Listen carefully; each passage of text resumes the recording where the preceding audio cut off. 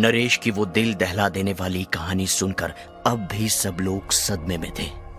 कोई कुछ नहीं बोल रहा था, बस एक दूसरे की तरफ देख रहा था। मतलब नरेश, तेरे हाथों से खून हुआ और ये बात अब तक किसी को नहीं पता चली? कुछ दिनों बाद उसकी लाश नदी में तैरती हुई दूसरे गांव तक पहुंची थी, पर लाश सड़ जाने की वजह से सारे सबूत मिट गए और मैं बच गया। और तब से मैंने आज तक ये राज सबसे छिपा के रखा था, पर यह बात मन ही मन मुझे खाई जा रही थी। इसलिए इस खेल के बहाने मैं तुम्हें यह सब बताना चाहता था। फिक्र मत कर मेरे भाई, हम ये राज ही रखेंगे। तो दोस्तों, अगला किस्सा कौन सुनाएगा? मैं सुनाता हूं। मेरी लाइफ में भी ऐसी एक घटना हुई थी जिसे मैंने अब तक किसी को नहीं बताया। ठीक है, तो तू शुरू कर। जीत कहानी सुनाने लगा। सब लोग चुपचाप बिना हिले डुले जीत की तरफ आंखें और कान करके बैठ गए। नरेश की कहानी ने सारा माहौल भयभीत कर दिया था। दोस्तों, ये तब की बात है जब मैं अपनी कॉलेज की छुट्टियों में अपने एक दोस्त के गांव गया था, करीब 8 साल पहले। कॉलेज में फाइनल एग्जाम खत्म हो गए थे। उस वक्त मेरा तोमर नाम का एक दोस्त था। हम जब कॉलेज में घर जा रहे थे तो वो दौड़ता हुआ मेरे पास आया और कहा, जीत, छुट्टियों का क्या प्लान है? कुछ नहीं, घर पर ही आराम करूंगा। तो भाई चलना मेरे साथ। अरे इस बार हम पूरे परिवार के साथ गांव जाने वाले हैं, बहुत मजा आएगा। मैंने बिना कुछ सोचे समझे झट से हाँ कर दी, क्योंकि मैं भी पूरी छुट्टियां घर में बैठकर नहीं बिताना चाहता था। जीत को बीच में काटकर चेतन ने मजाक में थोड़ा हंसते हुए कहा, बहुत सही किया तूने, बड़े मजे किए होंगे वहां पर, हाँ? जीत कुछ देर के लिए चेतन की तरफ घूरता रहा। चेतन जीत की नजरों से ही डर गया और उसे अपनी गलती समझ में आ गई। चेतन चुपचाप बैठ गया। जीत ने एक डरावनी हंसी चेहरे पर लाई और कहने लगा, दोस्त, मैंने भी यही सोचा था, पर ऐसा कुछ नहीं हुआ। अगर हमने मजे किए होते तो मैं आज इस वक्त ये कहानी नहीं सुनाता। चेतन रुक, ये कोई मजाक का समय नहीं है। जीत, माफ कर दे उसे, तू आगे बता। हम दूसरे दिन उसके पापा के गाड़ी में उसके गांव में पहुंचे। तोमर का घर काफी बड़ा था और अब इस बड़े से घर में हम सिर्फ 4 लोग अगले 10 दिनों तक रहने वाले थे। मैं, तोमर और उसके मां बाप। हम घर से अंदर चले गए। घर काफी पुराना और पत्थरों से बनाया हुआ था, जो किसी किले की याद दिलाता था। दोस्तों, मुझे अब भी याद है, घर में चारों तरफ थोड़ी रेत फैली हुई थी, क्योंकि वो घर समंदर के नजदीक था।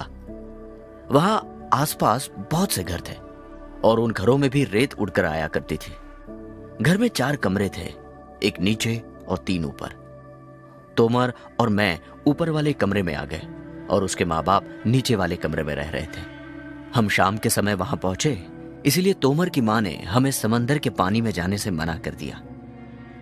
रात को जब हम खाना खा रहे थे तब तोमर के पापा ने कहा, कल सुबह हम किला देखने जाएंगे, वो किला बहुत पुराना और बड़ा है। मुझे किला देखने में बिल्कुल इंटरेस्ट नहीं था।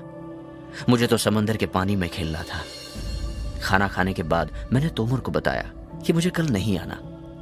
तोमर भी मेरे इस फैसले को मान गया और उसने अपने माँ बाप को भी इस बात के लिए मना लिया। अगली सुबह तोमर और उसके माता पिता किला देखने के लिए चले गए और मैं भी समंदर किनारे पानी में खेलने लगा। अरे अकेले खेलने में क्या मजा है, हा? अरे इससे अच्छा तो तू उनके साथ चला जाता। हाँ, मैं आज भी अपने उस फैसले से रिग्रेट करता हूं। क्यों? ऐसा क्या हुआ था तेरे साथ? बताता हूं। मेरा वहां पानी में दिल नहीं लगा। और मैं दोपहर को घर आकर अपने कमरे में सो गया। जब मेरी आंख खुली तब अंधेरा हो चुका था और घर की लाइट भी चली गई थी। मैंने खिड़की से बाहर झांक कर देखा तो सारे गांव की लाइट चली गई थी। मैं थोड़ा डर गया क्योंकि इस अनजान गांव में मैं अकेला ही इस बड़े और अंधेरे घर में था। मैंने बड़ी हिम्मत जुटा के नीचे जाकर कोई टॉर्च या मोमबत्ती ढूंढने का फैसला किया। मैं धीरे से सीढ़ियों के नजदीक आया और मैंने देखा कि नीचे काला अंधेरा छाया हुआ था। उजाले में मैं बहुत बार उन सीढ़ियों से गया था, पर उस वक्त वो सीढ़ियां बहुत डरावनी और अनजान लग रही थी। ऐसा लग रहा था कि जैसे मैं पहली बार उन सीढ़ियों से उतर रहा हूं। मैं धीरे धीरे उन सीढ़ियों से उतरने लगा। वो सीढ़ियां इतनी छोटी थी कि एक बार में सिर्फ एक ही आदमी वहां जा सकता था और दिन में भी वहां रोशनी नहीं होती थी। मैं नीचे उतरते हुए सीढ़ियों के बीच तक जा पहुंचा। तभी अचानक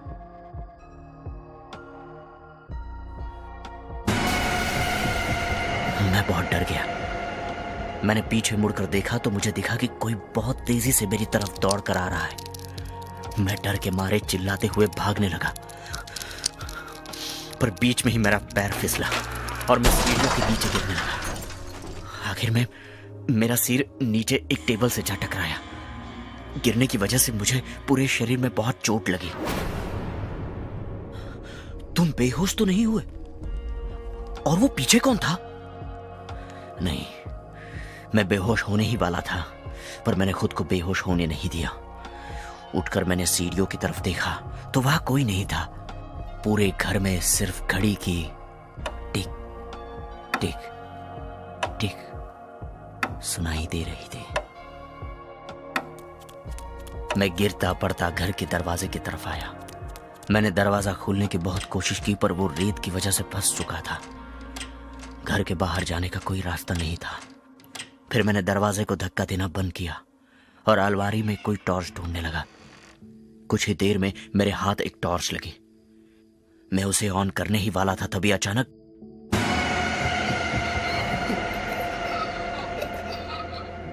उस झटके से मेरे हाथ से टॉर्च नीचे गिर गई। मेरे बहुत कोशिश करने के बाद मैं उस कपड़े से बाहर निकल पाया। उसके बाद मुझे पक्का यकीन हो गया कि उस घर में मेरे अलावा कोई और भी है। मैंने आवाज लगाना शुरू किया, कौन है? पीछे से वार क्यों करते हो? हिम्मत है तो सामने आओ, बाहर आओ। कहीं से कोई आवाज नहीं आई और वो शख्स बाहर आने को तैयार नहीं था। अचानक टॉर्च की याद आई। मैंने झट से जमीन पर रेंगते हुए टॉर्च को ढूंढना शुरू किया। मेरा नसीब अच्छा था कि मुझे टॉर्च जल्दी मिल गई। मैंने वही जमीन पर लेटे लेटे उसे ऑन किया और जो मैंने देखा उससे मेरी आंखें सफेद पड़ गई। क्या क्या था वहां? हाँ, कोई जानवर? बताना, अरे बताना जल्दी। उस टॉर्च की रोशनी में एक टेबल के नीचे मुझे दो नंगे पैर दिखे और उन पैरों के नाखून बहुत बड़े और गंदे थे और उन पर बहुत सारे बाल भी थे। उनको देखकर वो पैर किसी औरत के थे या किसी मर्द के, ये मालूम करना मुश्किल था।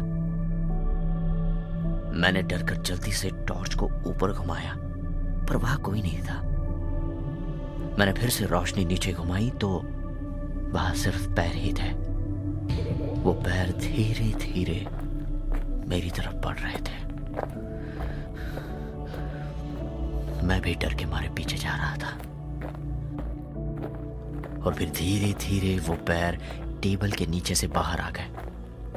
पैर बाहर आते ही मैंने देखा तो घुटने के ऊपर शरीर गायब था और सिर्फ पैर चल रहा था। वो पैर बहुत बदसूरत और खूंखार लग रहे थे। फिर अचानक एकाएक वो पैर मेरे सामने आकर रुक गए और पूरे घर में एक औरत की आवाज घूमने लगी।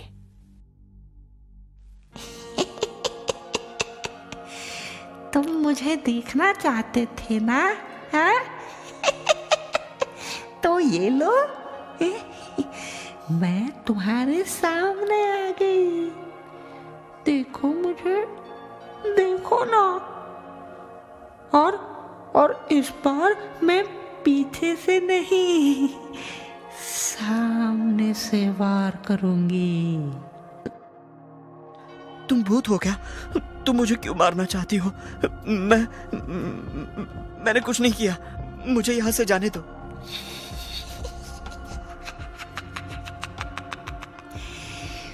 तुम कल रात मेरे कमरे में सोए थे। मेरे कमरे में आने की हिम्मत कैसे हुई तुम्हारी? आगे से अगर तुम मेरे कमरे में सोए तो याद रखना, मुझसे बुरा कोई नहीं होगा।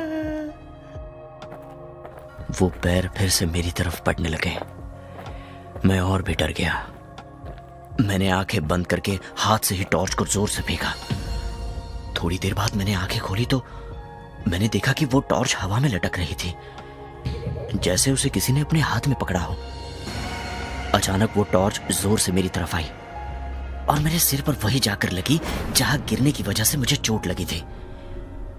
मेरे सिर से बहुत खून बहने लगा और इस बार मैं बेहोश होकर वहीं नीचे गिर गया। 1 घंटे बाद मेरी आंख खुली तब मैं अपने कमरे में बिस्तर पर लेटा हुआ था और घर की लाइट भी थी। मैंने अपने पूरे शरीर पर देखा, सिर पर हाथ लगाया, पर चोट का कहीं नामो निशान नहीं था। अरे मतलब तूने सपना देखा? चेतन, शुरू में मुझे भी ऐसा ही लगा था, पर वो गलत साबित हुआ। मैं भागते हुए नीचे आया और लाइट ऑन की। सब चीजें अपने ही जगह पर थी, पर अचानक मेरा ध्यान जमीन की तरफ गया और मैं डर के मारे कांपने लगा। क्या क्या था रे वहां पर? वो पैर?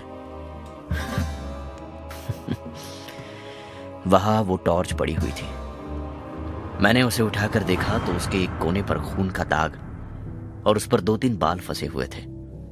मैं तुरंत समझ गया कि यह मेरा ही खून है।